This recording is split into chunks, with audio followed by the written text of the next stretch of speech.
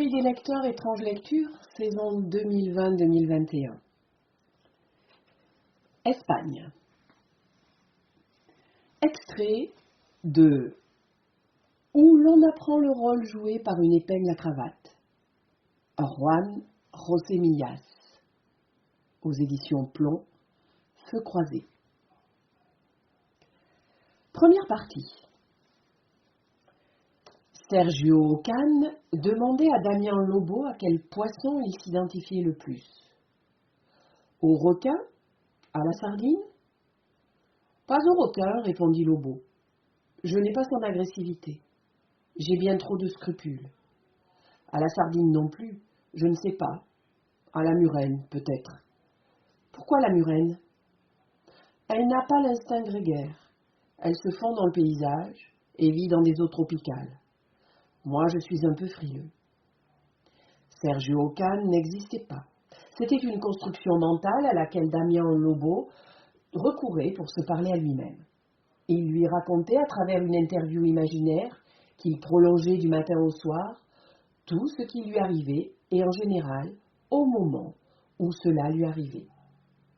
La rencontre était retransmise à la télévision dans le monde entier, avec une traduction simultanée dans les pays où l'on ne parlait pas espagnol. Dans l'imagination de Lobo, elle avait lieu en direct, en présence du public, dans le studio, et bénéficiait de taux d'audience exceptionnels. Au début, Ocan n'était qu'une voix intérieure, sans visage ni histoire. Mais au fil des années, Damien Lobo l'avait petit à petit doté d'une apparence physique et d'une courte biographie. Vous êtes toujours au chômage depuis que l'entreprise où vous avez travaillé pendant 25 ans vous a licencié sans ménagement, lui avait dit Ocan. Et où je suis entré à l'âge de 18 ans, précisa Damien. Cela n'a pas dû être facile. Dites-nous, monsieur Lobo, qu'avez-vous donc fait comme étude? Je suis entré très jeune dans l'entreprise, en tant qu'apprenti, parce que, aux grandes dames de mon père, j'ai fait une formation professionnelle en électricité et j'étais très habile de mes mains. Je me suis formé sur le terrain en travaillant tous les jours. Et j'ai eu sous mes ordres de jeunes ingénieurs qui, malgré leurs nombreuses connaissances théoriques, étaient incapables de résoudre des problèmes exigeant des réponses immédiates. Cela dit, quand j'ai commencé, il n'était pas nécessaire d'avoir les diplômes qui sont aujourd'hui requis pour ce poste. Sur ces entrefaites, Damien abandonna l'interview avec Ocan et revint à la réalité. La clientèle du bar, dans lequel il se trouvait, avait entre-temps grossi et se pressait autour de la partie du comptoir la plus éloignée de lui et la plus proche de l'entrée. Il s'imagina de nouveau comme une murène tapie entre les récifs de corail à l'affût d'une proie, ou peut-être se protégeant d'un prédateur. En quoi consistait votre travail? Entendit-il Ocan lui demander depuis l'autre dimension. J'organisais les missions du personnel, distribuais les tâches, supervisais l'état des installations, passais les commandes de matériel et de pièces de rechange, calculais les coûts de réparation, répondit-il, en regagnant précipitamment le plateau. Un travail pluridisciplinaire, effectivement, et qui requiert un minimum de connaissances dans toutes les branches de l'activité industrielle, maçonnerie, peinture, électricité, plomberie. Sans oublier l'informatique. Je maîtrise très bien Internet. Le bruit du jet de vapeur de la machine à café arracha Damien à sa rêverie télévisée, à laquelle il n'eut pas l'énergie de revenir. Il appela le serveur, paya son thé et sortit du bar pour allumer une cigarette. Il passa alors devant une galerie marchande qui organisait une vente d'antiquités au profit des enfants sans abri. Il y entra pour tuer le temps comme une murène aurait pénétré dans une belle grotte apparue sur son chemin. il constata que les stands occupaient une grande partie des espaces libres du centre commercial. S'il avait été le responsable de la maintenance de ces installations, se dit-il, il n'aurait pas permis une telle profusion de points de vente qui entravait l'accès aux sorties de secours. Sur les stands improvisés, recouverts de linge de table hors de prix, également en vente, étaient exposées montres anciennes, chaînes, porte-cigarettes, colliers, cadres, bracelets, bagues. Beaucoup d'or, beaucoup d'argent aussi, ainsi qu'une kyrielle d'objets appartenant à d'autres époques et dont la simple contemplation apaisa l'esprit agité de Damien.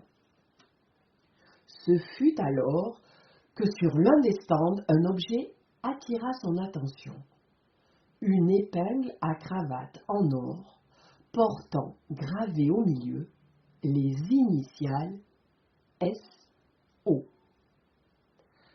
Sergio Ocane, pensa Damien en souriant.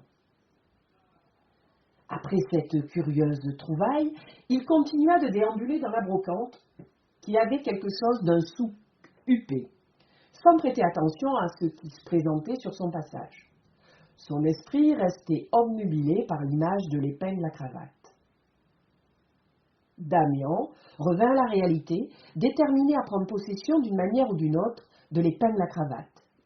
Il se décida pour le larcin, car, lorsqu'il revint sur le stand, il n'y avait personne. Les femmes qui le tenaient, deux prédatrices d'un certain âge portant les cheveux crêpés, avaient le dos tourné et étaient en pleine conversation au sujet de l'emplacement le plus approprié pour une carafe en cristal taillée, munie d'un bec verseur en argent. Répondant à Sergio Ocane, Damien Lobo raconta que tout s'était passé de façon à la fois très rapide et très lente. Ma main est sortie de la poche de mon pantalon et y est retournée, l'épingle à cravate à l'intérieur, comme le mouvement de la langue d'un caméléon pour attraper un papillon. Après le vol, Damien continua de marcher comme si de rien n'était. Mais si jusque-là tout s'était déroulé dans une dimension où le temps avait perdu ses contours habituels, à peine s'était-il éloigné de quelques mètres que les secondes récupérèrent leur durée normale, tandis que son rythme cardiaque subissait les altérations qu'éprouve toute personne venant de subir un choc. S'il regrettait le larcin, il vit toutefois ses remords atténués par une pointe de vanité. « Marche doucement, se dit-il à lui-même.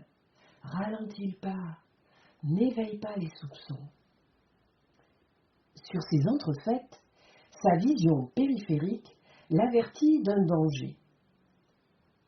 En tournant légèrement la tête, il aperçut un agent de sécurité qui l'avait sans doute surpris et qui le suivait discrètement pour l'aborder, pensa-t-il, lorsqu'ils arriveraient dans un endroit moins fréquenté. Damien descendit les marches 4 à 4 et atteignit un palier. Il poussa violemment et en silence la porte en fer. Elle donnait sur un parking qui avait aussi été transformé en brocante, où l'on vendait surtout des meubles. Tâchant de n'attirer l'attention de personne, il parvint à se cacher derrière une énorme armoire, d'où il vit la porte en fer s'ouvrir de nouveau pour laisser passer l'agent de sécurité. Les mouvements de l'homme, très nerveux, semblaient toujours soumis à un contrôle préconisé par le protocole établi dans des situations de ce genre. Il balaya l'espace du regard, tout en communiquant avec quelqu'un grâce à un micro fixé sur son épaulette. Il se dirigea ensuite vers la gauche, laissant Lobo sur sa droite. En contournant le meuble pour sortir de l'angle de vision de l'agent de sécurité, Damien atteignit le devant de l'armoire, dont il ouvrit la porte du milieu pour s'y faufiler, non sans avoir fugacement vérifié que personne n'avait remarqué sa présence. Plongé dans l'obscurité, Damien retint son souffle, afin que rien ne l'empêchât d'écouter ce qui se déroulait hors du meuble. Il avait si peu d'espoir que son action fût passée inaperçue qu'il attendit le moment ou on lui enjoindrait fatalement de sortir de l'armoire. Mais le temps s'écoula. D'abord les secondes, puis les minutes, sans que ses craintes se réalisent. Sa respiration reprit petit à petit un rythme normal, tandis que ses yeux, qui s'étaient déjà habitués à l'obscurité, commençaient à distinguer, grâce à la lumière filtrant par les interstices, les dimensions colossales de l'antre en bois. Il s'agissait en effet, d'après ce qu'il avait pu constater avant de s'y enfermer, d'une de ces vieilles armoires à 3 portes, avec une glace sur celle du milieu. On en avait retiré les étagères, ainsi que les tiroirs. Tout l'espace était diaphane, si toutefois on pouvait utiliser un pareil terme, dans une telle obscurité.